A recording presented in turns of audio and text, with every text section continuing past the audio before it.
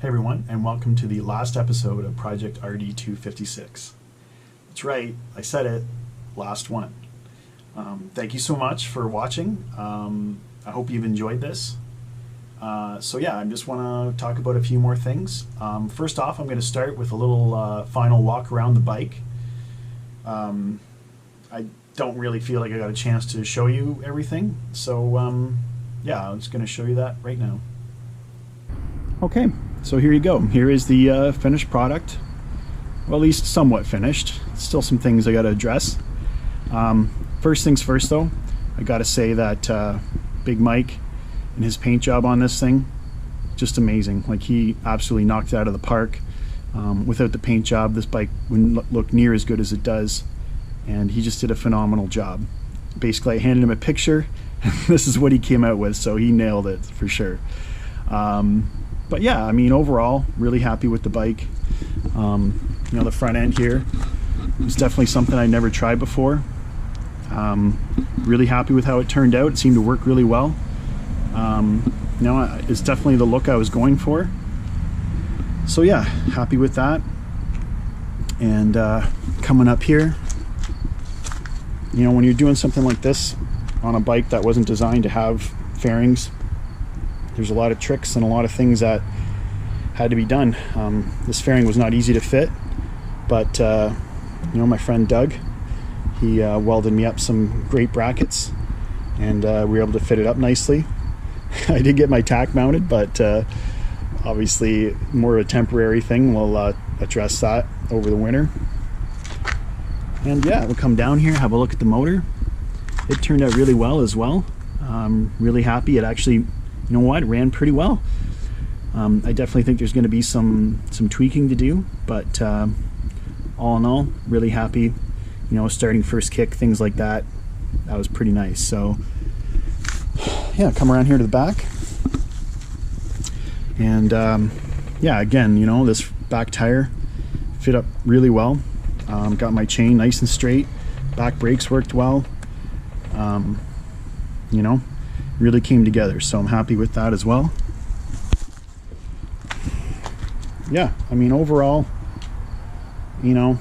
definitely rushed some things at the end, but I'm really happy with the outcome, and it'll get fixed, it'll be back, and it'll be better than ever. Okay, so there you have it. Obviously I made a little more work for myself, but you know what? A couple things about that. So, number one, I don't really build show bikes, right? I build bikes that are meant to be enjoyed and ridden. And I said right from the start, this was a track bike. And you know what?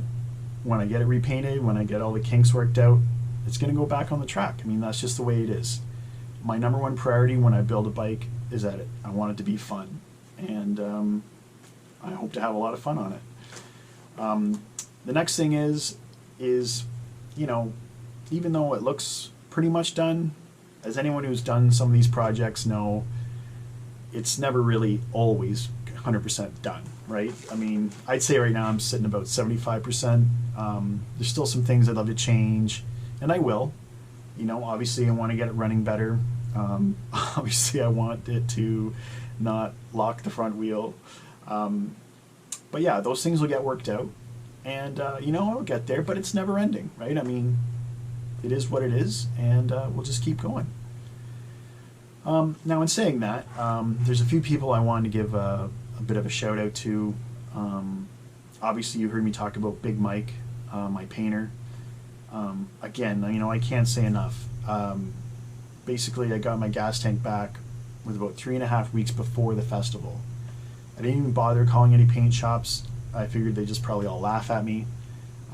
Big Mike did my XL the year before, and he did a great job, so I just gave him a call, and he just said, bring it out and bring a picture. And that's what I did, and I mean, that's what he came up with, which is just amazing. So I'm so thankful to have him. Another guy I really got to send a special thanks to is Doug Kluche. Again, he helped me a lot with my XL last year, and when you find people who get into these projects as much as you're into them, it's it's so helpful, right? It's just awesome.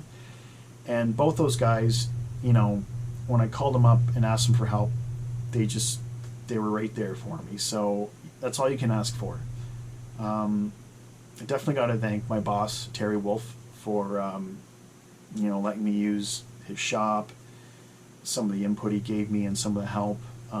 It's one thing to come up with ideas, but to be able to actually make them and create them, that's really cool. Person I wanted to thank and maybe talk a little bit about, and that is Michelle Duff herself. When I started this in the first episode, I showed you the book. Again, it's called Make Hay Slowly. Very good book. Highly recommend it. And how inspiring it was. And you know what? The story, the young kid with a dream who follows it through, and even though she didn't ultimately make her goal of becoming a world champion, she still did more than any Canadian before or after. And I mean, that's just amazing. And what else can you say except thank you for being who you are and doing what you did and representing Canada so well. All I could do was build this bike as a thanks. So I hope you like it. Thanks to you as well for watching this. I hope you enjoyed it. And until next time.